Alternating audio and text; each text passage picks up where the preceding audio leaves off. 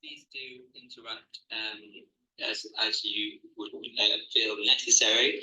And so this is the summary of what I was going to go through. I think when we talk about biomarkers now specifically, the urge is to leap towards blood biomarkers in Alzheimer's disease. But I think the topic covers a lot more, and we in the past and used more recently before coming to those.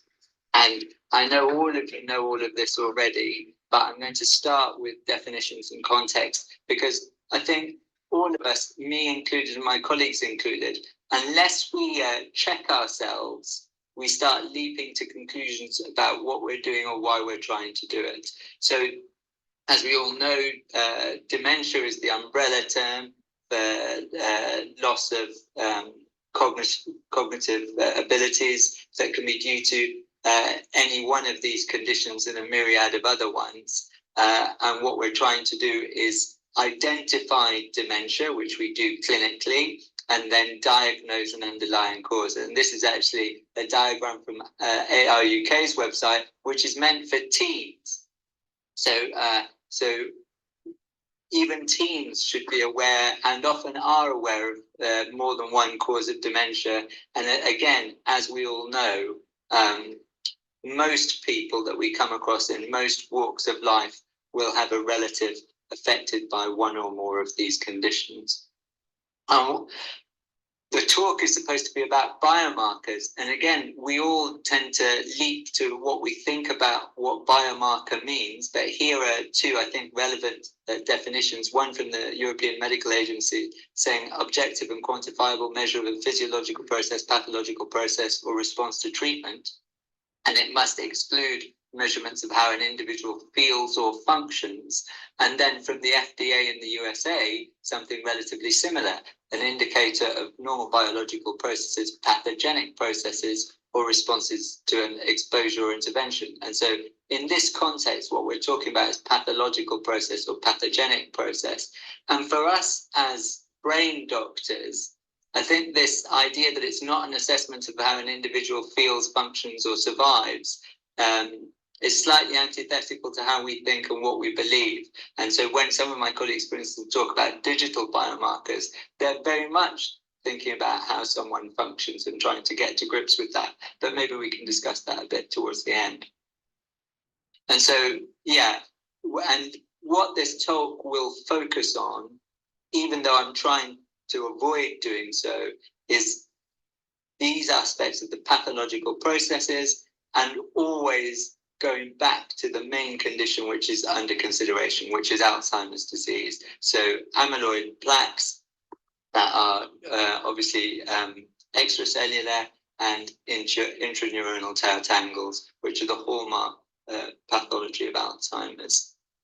And so starting off with, I was going to say simple, but I shouldn't say simple, starting off with structural imaging, just to go through, of course, that we feel, and we tell our colleagues that we can diagnose the main neurodegenerative diseases using structural imaging, particularly MRI. And we say that MRI is much better than CT, and it gives us very high resolution.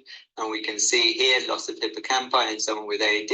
We can see here sort of loss of someone's left temporal lobe, in contrast to their right, including lateral aspects of the temporal lobe as well. And we can see sparing of the hippocampi in DLB, all versus a control.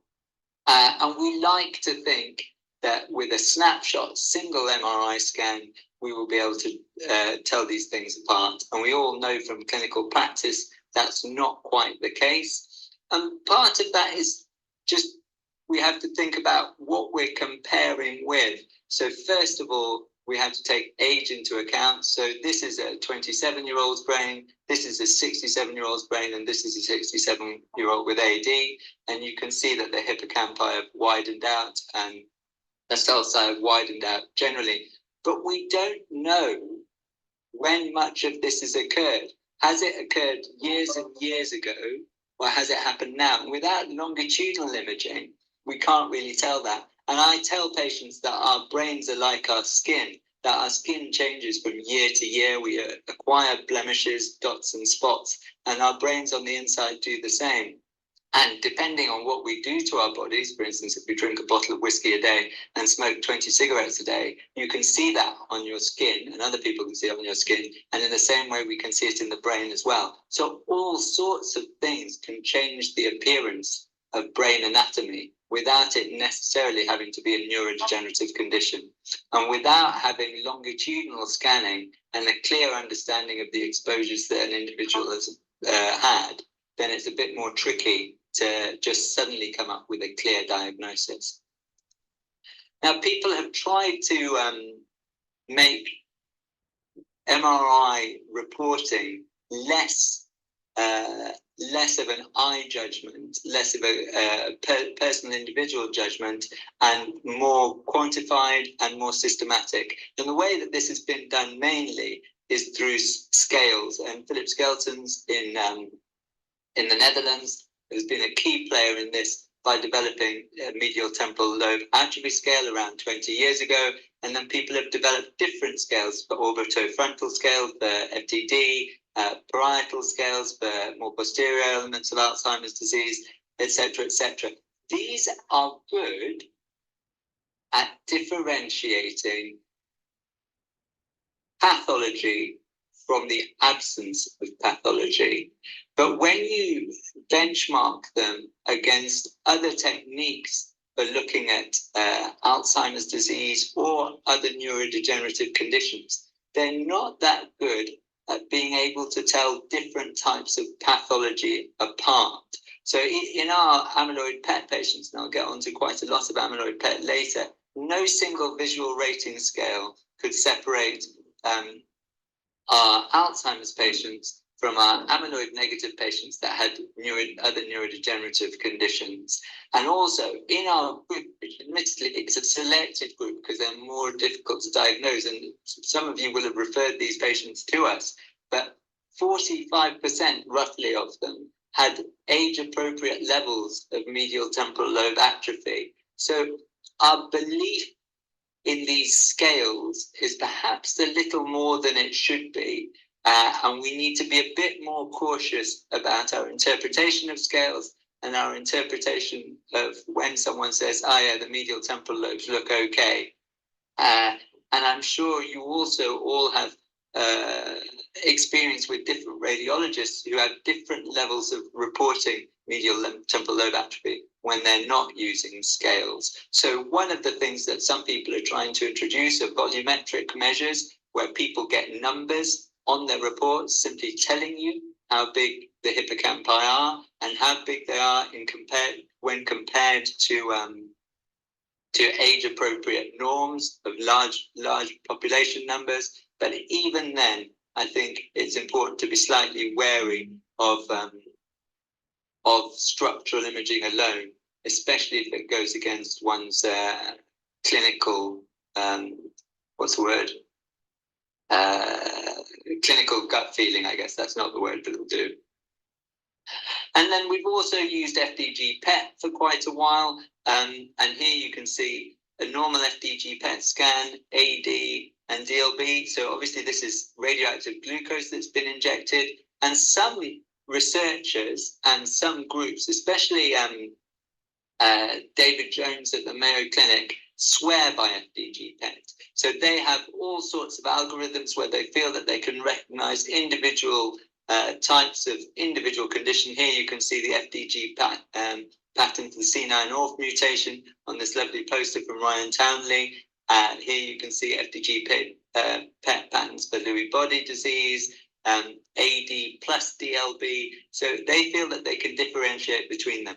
But for the rest of us who live in the world where our FDG PETs are reported clinically with a paragraph or less of text, I don't think it's always that helpful. It can be very useful in giving an indication of whether or not there's a brain condition. It can be useful in differentiating AD from FTLD, and in group level studies, it's good. You can see differences between groups of people with AD and DLB. But at an individual level, again, we have to be a little bit more cautious about making a molecular diagnosis or a pathological diagnosis on FDG PET and or structural imaging alone. Perhaps with clinical history and specifically family history, etc., we can get a bit closer, but it's still a bit of a jump.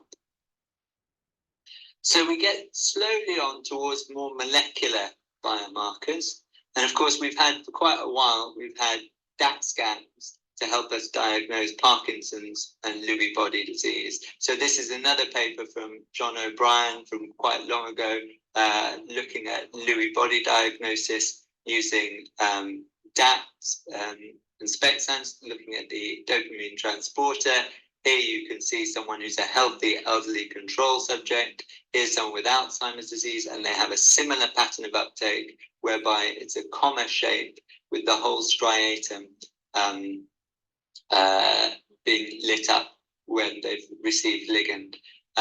But here you can see that they've got a profoundly affected DAT scan, and their comma has gone to a full stop, and they've lost the tail on both sides. And this is someone with Lewy body disease, and this is someone with Parkinson's. So you can see in these alpha-synucleinopathies, although that's not what we're imaging, in these diseases that affect dopamine transporters and the dopaminergic system, we're getting abnormal uptake. And here you can just see the anatomy that we're looking at. So that caudate is obviously our full stop, and then posterior putamen in particular is the rest of the comma that we're looking at. And these scans, that in particular, can help us diagnose Lewy body disease. But they, again, are not perfect. And I'm sure many of you know that part of the problem is that many individuals with Lewy body disease also have Alzheimer's disease pathology. But even taking that into account, in patients with DLB, a certain number will have normal DAT imaging. So I think in this study from Thomas et al. In neurology, I think 10% of the Lewy body group who turned out to have Lewy body disease pathologically had normal DAT imaging and normal reported imaging. So again, the evidence shows us that our cool fancy biomarker is not perfect, and we need to be a little bit cautious, especially if the scan doesn't fit with our clinical findings, or certainly with clinical progression.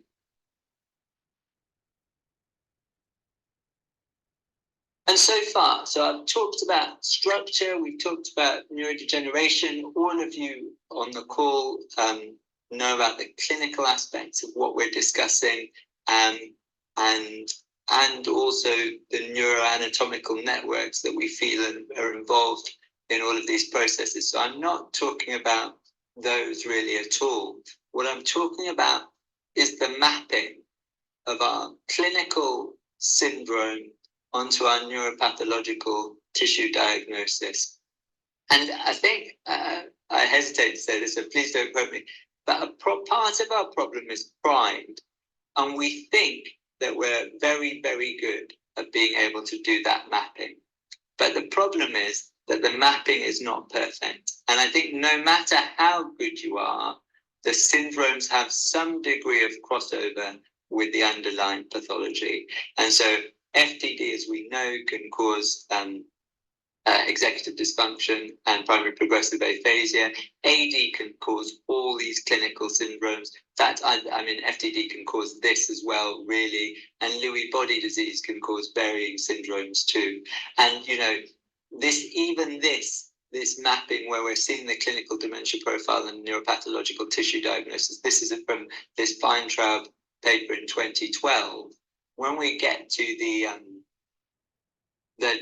the more complex view of FTLD and the different syndromes it can cause, from pure primary progressive apraxia of speech to behavioral variant FTD to ALS, motor neuron disease, to an Alzheimer's disease-like syndrome, and our awareness of as clinicians that someone can have a trajectory on this Venn diagram. So they can go from having one of these things to having more than one of these things. And in fact, something that wasn't previously prominent, often speech, becomes the most prominent aspect of their presentation.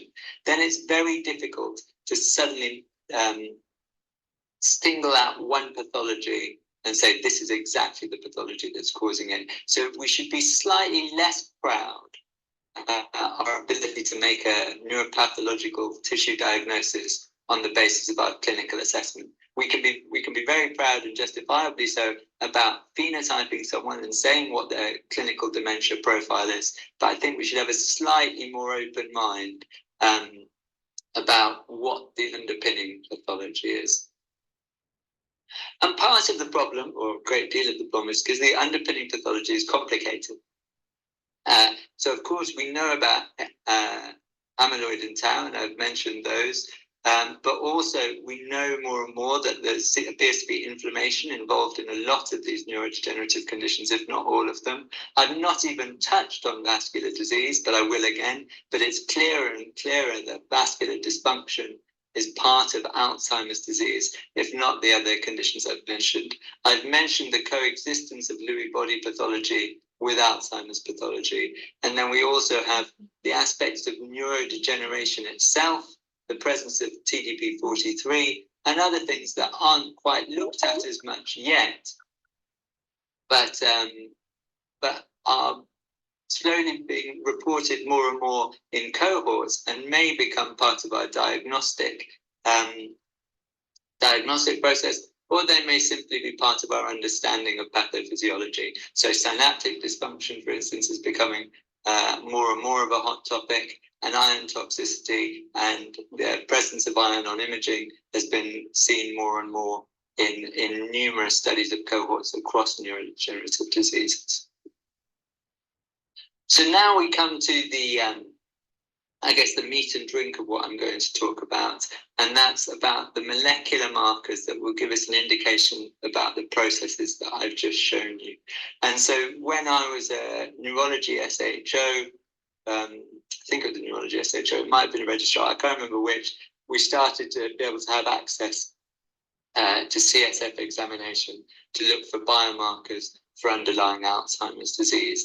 And that was really looking at A-beta-42 and the A-beta-42-40 ratio, where we know that CSF A-beta-42 is lowered in Alzheimer's disease. And I always think of it in a very simplistic way, that it's sort of precipitating out of solution and into plaques. And because A-beta-40 is very abundant, then the ratio drops and is the most reliable thing we can look at in CSF, or one of the most reliable things we can look at. We can also look at total tau, which gives us an indication of neurodegeneration, and phospho-tau, which is a bit more specific to tau tangles. And then there are other things like neurogranin as well that give us an indication of synaptic dysfunction and degeneration.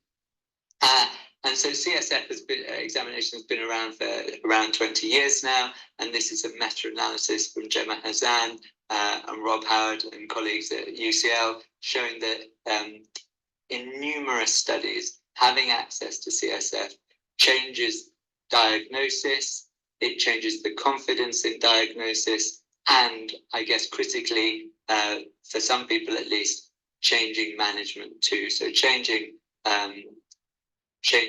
medications that people are offered, but also changing their opportunities to be entered into trials. So CSF has been one of our gold standards, and increasingly so over the last 20 years. And CSF is not just used to look for amyloid pathology. So at the more sort of devastating end of the spectrum, I guess, we have what's called the RT-QuIC test for sporadic CJD, whereby you use this real-time process for multiplying the prion protein, basically. So this real-time quaking-induced conversion reaction where you seed CSF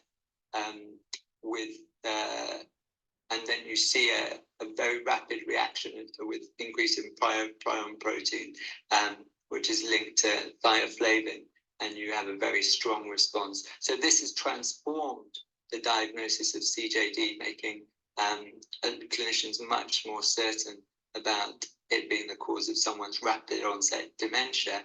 And the same technology is increasingly being used to understand alpha-synuclein, and this is the same process, RT-QuIC, but not for prion protein this time, but actually for alpha-synuclein, and to detect underlying Lewy body disease, actually at the MCI stage.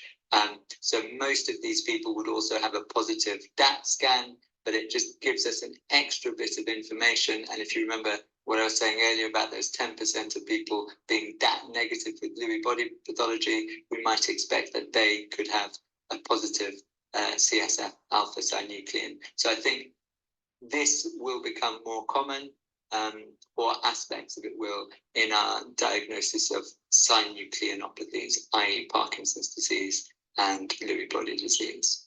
And then I guess what many... Raj, can I just ask a question? Yeah, so, of course. In terms of those patients who very often phenotypically we feel they have maybe Lewy body disease and the DAT scan comes negative, these are individuals who you feel we could refer on to you for the CSF.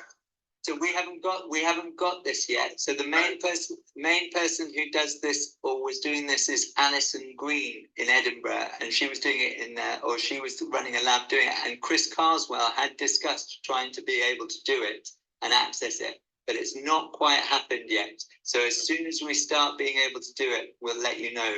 But as far as I'm aware, it remains a research tool across sites, and I haven't seen anybody reporting it as a clinical tool yet in the UK. Okay, thanks. No worries. So this is probably, many of us will have had discussions about amyloid PET. This is the best picture of Charing Cross I've taken in my 20-odd years being there. So if any of you have any nicer pictures of Charing Cross, feel free to send them to me. And I guess I hadn't thought of this before. Similarly, this is what the nuclear medicine physicians like to show us when they're talking about PET scans. But actually, this is what they're looking at. And as you all know, Charing Cross doesn't even look as good as that last picture. So we've had access to amyloid PET at Charing Cross, uniquely, I think, in the UK over the last 10 years or so. And that was all down to Richard Perry, Zani Wynn, who's the nuclear medicine physician at Charing Cross and leads nuclear medicine there, as well as Adam Waldman, who was a radiologist there now in Edinburgh, and Richard Wise, my colleague, who's now very sadly passed away.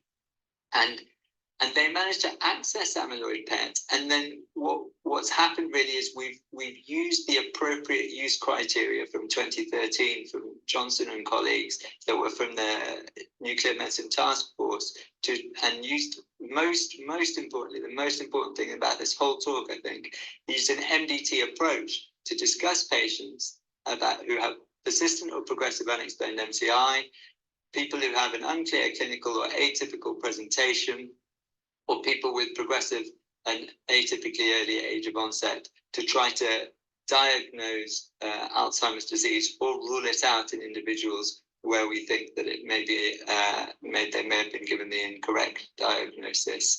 And so these are a select group. It's not a cheap test. It's certainly not for everyone, but it's had its use.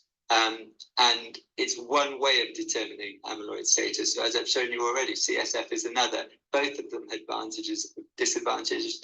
And as we all know, around 20% of healthy elderly individuals are amyloid positive without having signs or symptoms of AD. So unless it's combined with a clinical evaluation and appreciation of that fact, again, it can lead to erroneous diagnosis, which is what nobody wants. And the pictures aren't that clear. They're not super easy to interpret, and sometimes they can be downright difficult. So I think Zani would say probably 15 to 20% are not clear, but the rest conform to either a negative scan where you can tell subcortical and cortical grey and white matter regions apart, or you can't really tell them apart. And that's a positive scan indicating amyloid deposition. And so the other thing about these tracers, so the first tracer was called PIB, developed in Pittsburgh, and was a carbon-based compound and was used in the early research studies with PET. But because of that carbon basing, whatever, because it was carbon-based, it had a very short half-life and couldn't be shipped out to various sites. So 3 fluorinated compounds were developed, flutemetamol, fluorbetabir, and fluorbetabene. These were licensed. We had started with fluorbetabir and then switched to fluorbetabene. But all 3 of those ligands, they were licensed on the basis that you get a positive or a negative read. There is no, we're not sure. The person has to put their money where their mouth is, if that's the right phrase for that.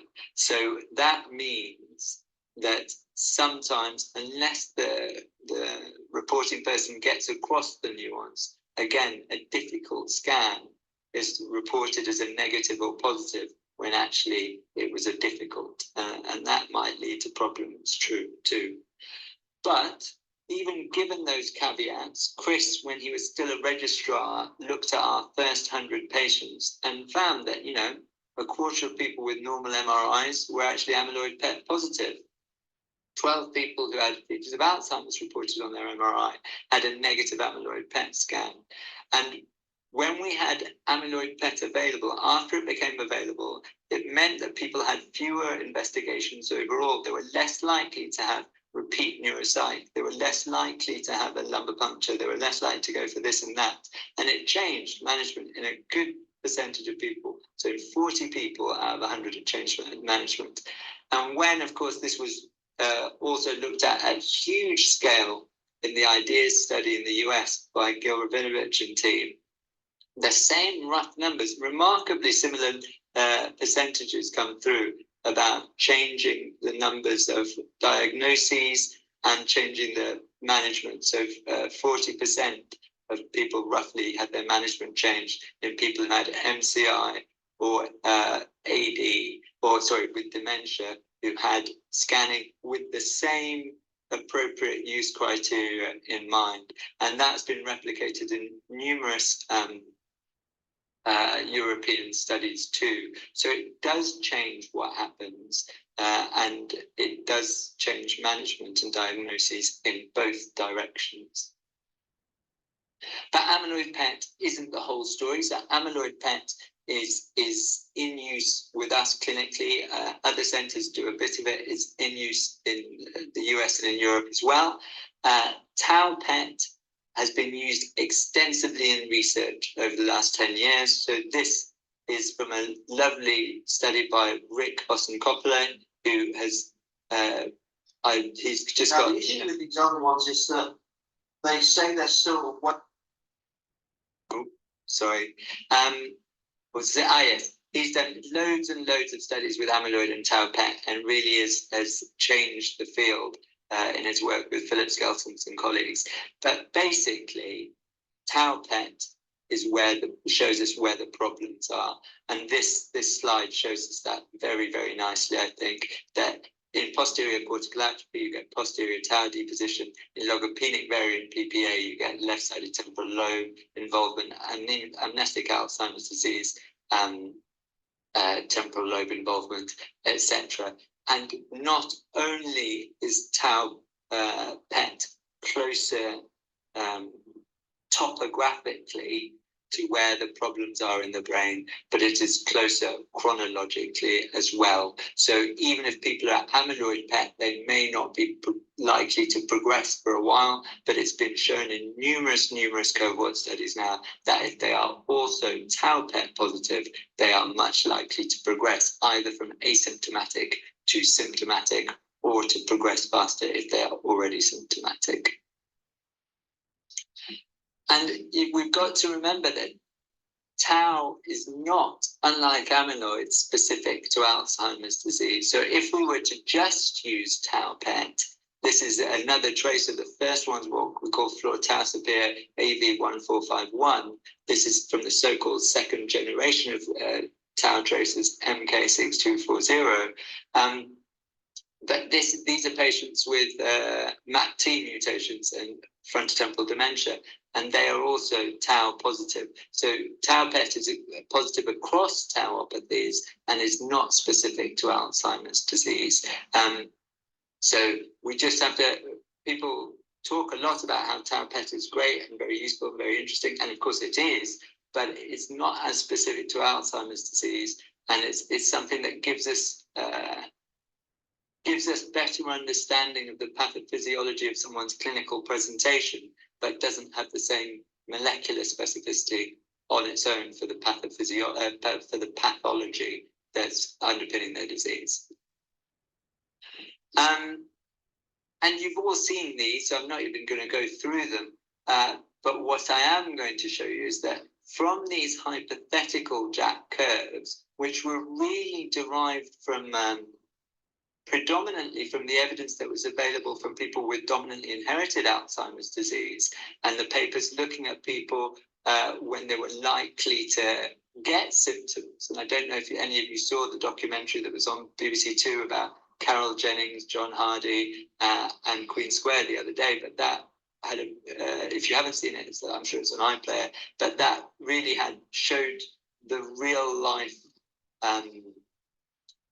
implications and story behind dominantly inherited Alzheimer's disease. And so these Jack curves were derived from those, and then also some, longitudinal data in sporadic AD.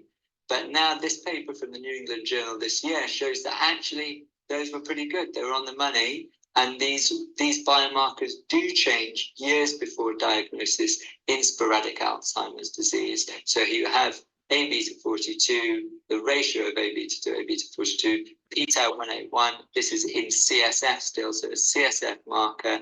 Then neurofilament light chain, which is a marker of neurodegeneration. Then our structural hippocampal volume, and then the CDR sum of boxes and clinical changes. And these are all occurring, up to 18 years before someone gets symptoms. And so, one of the things that we grapple with a lot, all of us, I think, when we're seeing patients and thinking about what's affecting them and thinking whether to use a test or not, is our understanding and our thinking about what's the disease now. Is it a change in one of these, or is it when people have symptoms? And as a clinician, as a purist, I like to think of this as being the disease, the symptomatic stage. But then, are these just putting someone at high risk? And should we be considering these as the disease process itself? And how should we be discussing this with our patients when they come to us? And so this is the ATN framework, which many of you will be familiar with, that sort of splitting the diagnosis of Alzheimer's on a continuum according to whether someone's amyloid positive, tau positive, or they should have evidence of neurodegeneration, either via raised total tau or FDG PET or atrophy on structural MRI. All of those would count as neurodegeneration, whereas something specific like the tau PET would tell you that they were tau positive, and CSF amyloid beta ratio or amyloid PET would tell you that they're A-beta positive. And that's been the predominant framework until very recently, although it has been countered by physicians and clinicians in the US as being a little too unclinical, for want of a better word. And I've spoken about amyloid PET in terms of diagnosis, but as we all know, one of the things that's, on our minds a lot more and more, and in the news almost every day, is treatment and the role that these biomarkers have played in pushing treatments forward is huge. So this is from a Nature paper from 2016, and this is the controversial aducanumab, showing wonderful clearance of amyloid on amyloid PET scans in a dose-dependent fashion. So here you can see increasing dose and reducing amyloid load in that lovely sort of color scheme that I was showing you earlier. And in the much more recent Trailblazer 2 trial of donanemab, which actually, unlike aducanumab, had clear, if very small, clinical changes that corresponded to its amyloid reducing effect. Not only was amyloid PET used as an outcome, but tau PET was initially used as a stratification measure to split the population into so-called low-medium tau patients, as well as high tau patients, and then a combined population.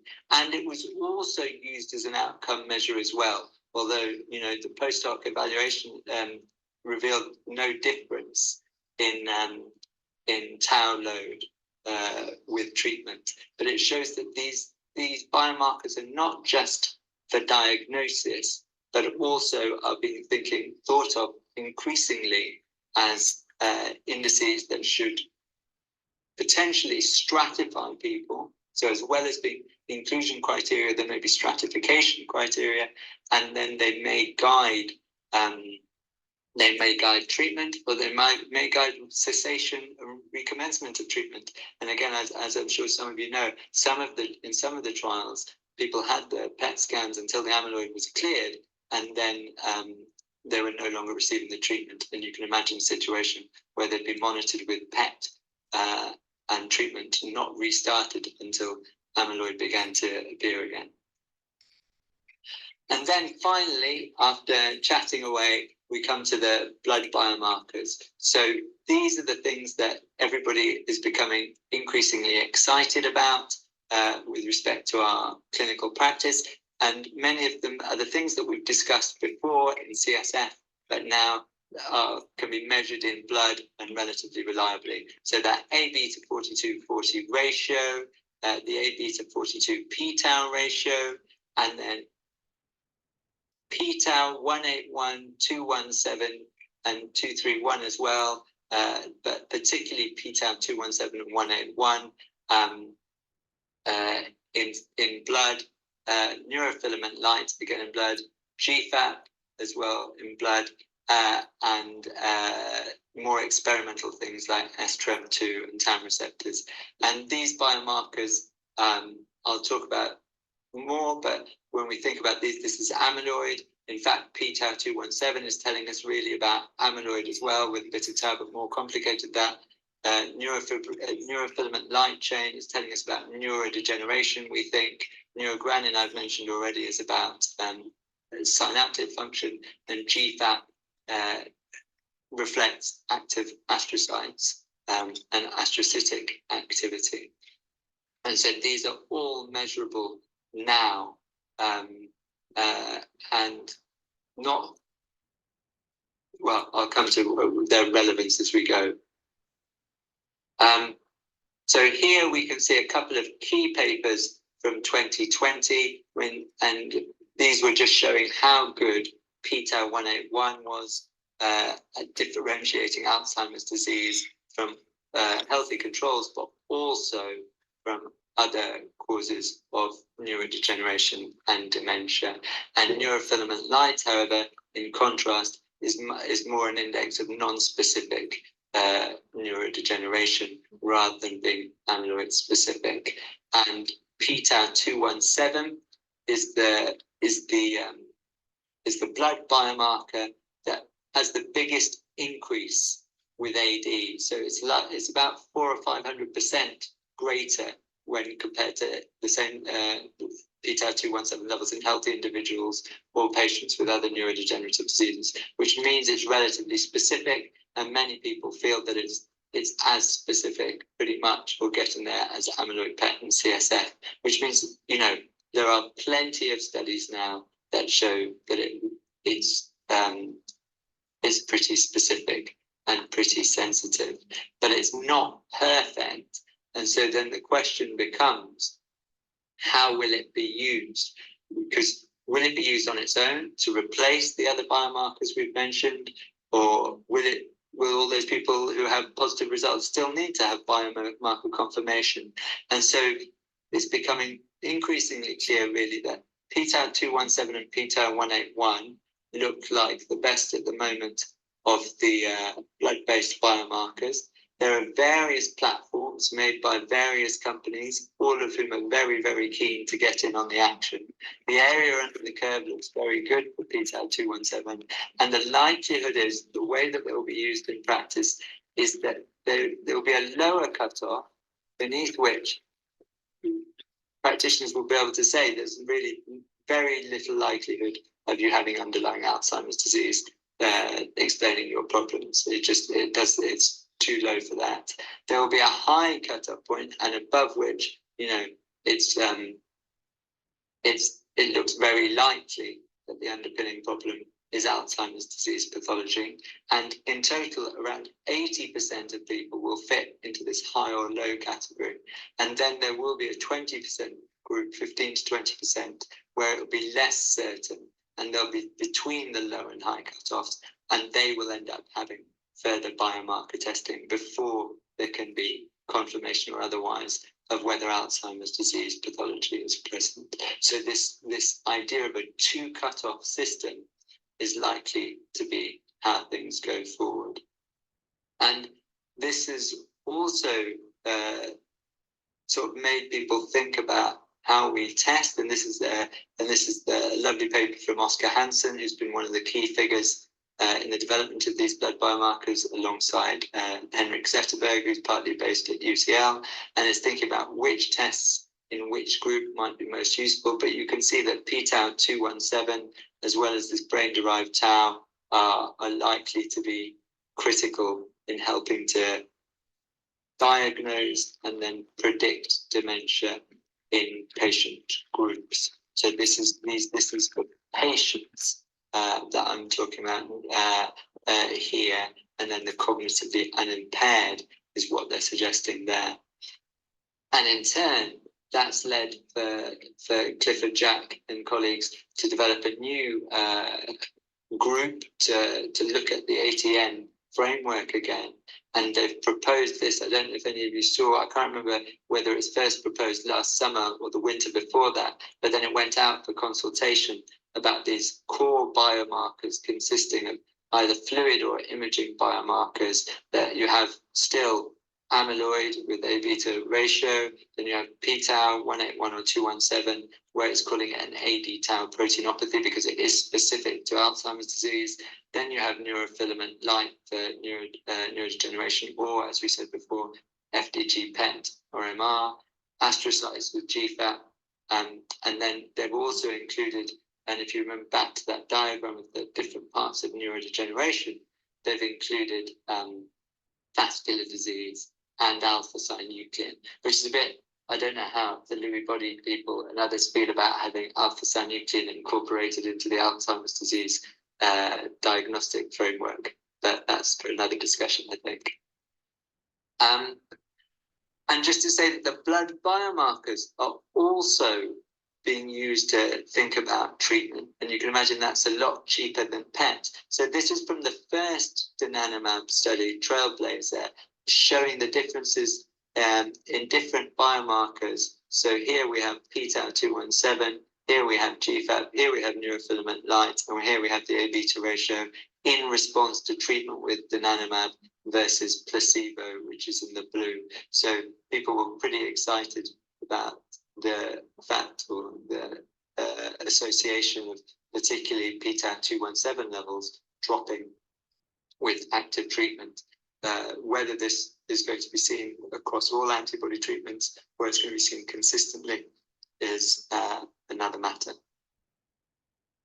So this is coming to the last bit of what I was going to talk about, which is really the landscape and where we find ourselves with all these biomarkers.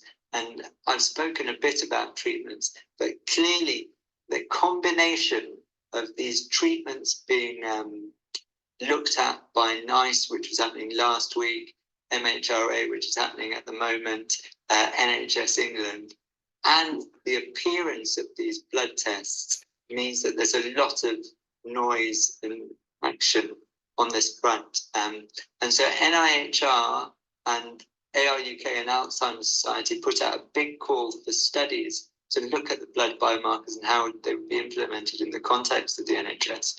And there were only 2 applications, and both were awarded. My conflict of interest is that I'm a co-applicant on this study with John Schott, but I also know Vanessa, as I'm sure many of you do as well, who put in an application as part of Dementia's Platform UK from Oxford. And she's leading the study with Ivan Koichev and James Rowe called Readout, where they're going to use an array of tests looking across neurodegenerative conditions, really trying to include diverse populations as a key point of their proposal. And they're also going to look at how these tests may be implemented or work in primary care. And so using blood biomarkers to diagnose across the range of diseases, a range of populations, a range of settings. Whereas the ADAPT study, which is led by John Schott, but also includes myself, Rob Howard, and Joe Rodder in Kenton Medway, this is much more of a clinical trial, really, and going back to those, the IDEAS study in amyloid PET, but also the meta-analysis in the CSF studies that was written up by Gemma Hazard. It's about having just p-tau217, applying it to Alzheimer's diagnosis in memory clinics, having an immediate group and a delayed group, and comparing how the results change practice. So, and as a formal clinical trial, and using things like our amyloid beta imperial to make sure that we're validating the p-tau217 assay, that it's one single blood test, it's mainly concerned with one disease and one setting, and it's very concerned with how the result would change practice, as well, of course, as the health economics of the issue as well.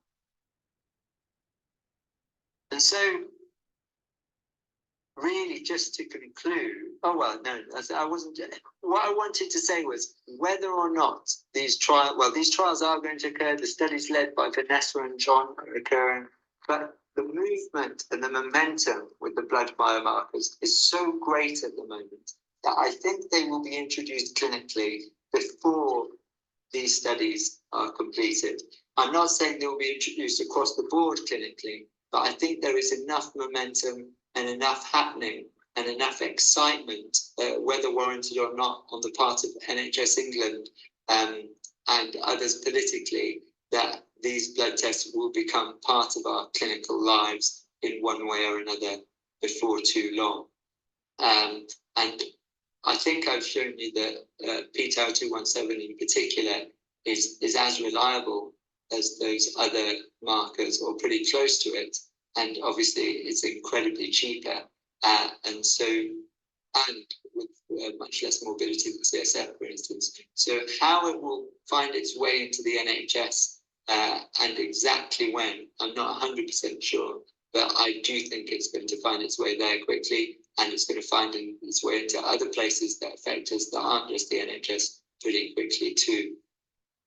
And with that, there are some things that I think are really worth mentioning that you'll all have thought of or knew about already, but one of them is the amyloid positivity in the elderly, and how we think about how that affects what we're doing when we request any of these tests. When you're requesting 1,000 or a couple of thousand quid PET scan, then it may affect the decision more, and it may be taken into account more. But when it's as easy as a blood test, I worry that it won't be taken into account or thought about as much. And then I've mentioned or alluded to mixed pathologies as we go through, but it's clearer and clearer that, in the typical dementias, the over 75s and 80s, multiple pathologies is the norm rather than the rarity. And so trying to determine which of the co-pathologies is the most important one, as if such a thing exists, is going to be important. And just doing a blood test to see if there's or positive p-tau217 may not help that much at all. In addition, we know that things like renal disease do affect the numbers a bit. We know that things like some medications, in particular angiotensin inhibitors, seem to affect the numbers a bit. But from the data so far, they affect the numbers a bit rather than changing results wholesale. So, and especially when ratios are used rather than single values, then they appear to affect things less. As with all the things, from MRI to FDG PET to amyloid PET to CSF, I think as clinicians we're prone to overconfidence in the newest, fanciest thing, and so we need to be very wary of misdiagnosis, especially when it goes against our clinical judgment. There is not sufficient work across ethnicities yet, and in the IDEAS study, it was only when the IDEAS study was carried out that people realised that amyloid PET positivity was lower in the African American dementia group than they thought it, or Alzheimer's group than they thought it would be. So the people who had clinical Alzheimer's disease, apparently in those individuals, amyloid PET was lower than would be thought. And something I've not mentioned at all, even though it would influence whether people go on lecanemab, even though week before last it was reported in Nature Medicine that if you were homozygous for ApoE4, it was effectively the same as having dominantly inherited Alzheimer's disease. This and how easily it can be tested and whether it enters our clinical practice is of great relevance, I think.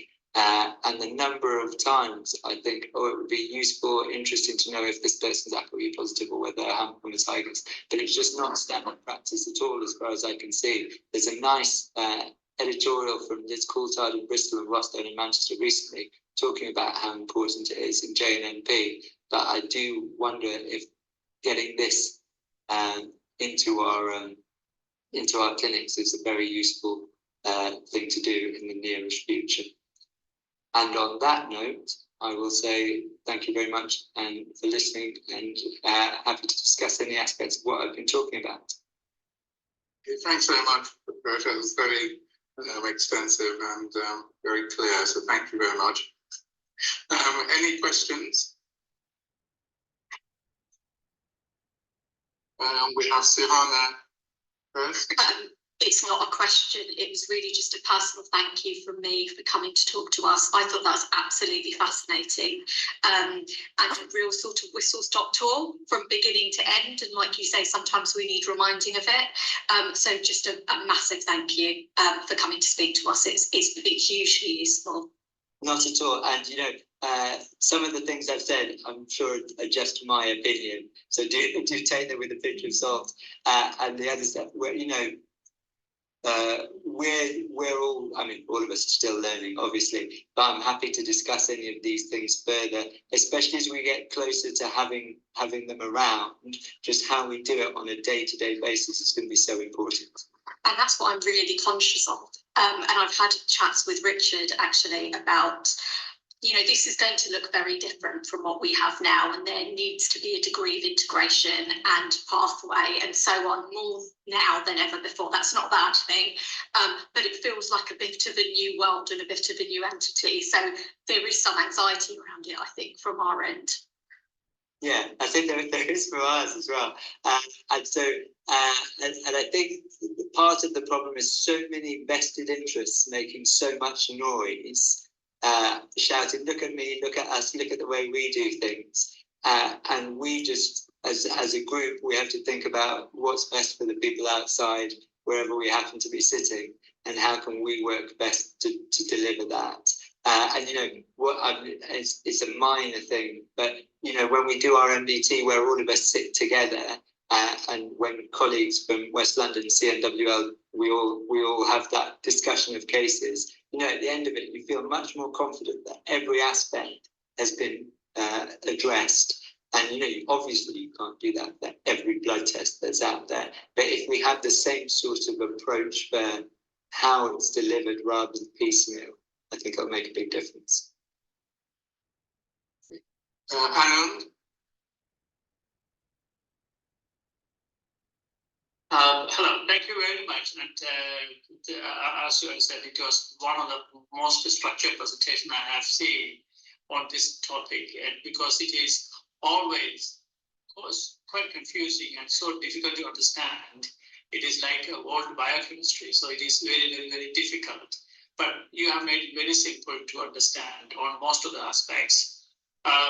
One thing I just request is, in future, is it possible to get us updated, especially the blood-based biomarker, as you rightly said, it has become a big hype on all the media, and even patients have started asking ourselves. So that means it is definitely it is something useful for us to know as clinicians, not as the the researchers and senior people like you people, but as an average clinician. I think it is quite useful, and we would be much obliged if you could update us as and when we have something more on this. Thank you.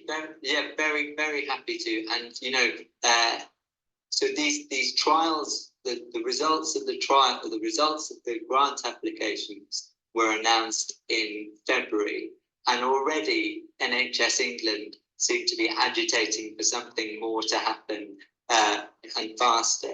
And then the Office of Life Sciences also seemed to be excitable about it as well. And dare I say it, there may be a change of government in the next 6 to 12 months too. So who knows what's going to happen?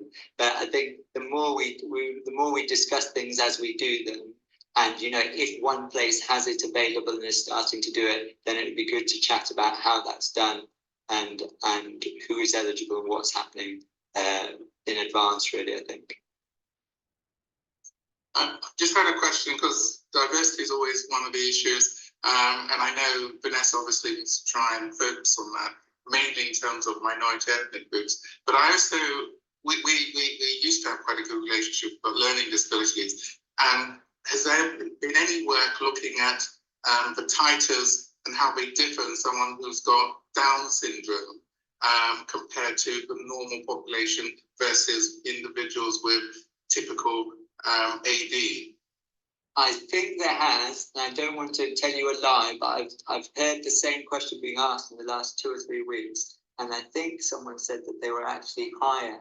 I'll try and have a look for it. I don't know if it was in a presentation or where it was, because obviously, well, not obviously, but going through CSF examination or amyloid PET has sometimes been more problematic for people with Down syndrome. And I think because it's been easier to do the blood tests, people have done them. And if I remember rightly, the levels were higher than would be expected for the same degree of atrophy or whatever. Okay, thanks very much. Okay, any other questions at all? No? Okay, I'd like to, if we could all give Paresh a kind of applause. So thanks very much again, and I'm sure we're gonna call you back when the further developments have moved forward, so that we can sort of, as Sahana said, sort of try and rationalise how we can use this tool clinically in the best way. Okay. So thanks very much again. Nice to see you all. See you. Okay. Okay. Back. Thank you. Thank you. Thank you. Thank you. Thank you. Thank you.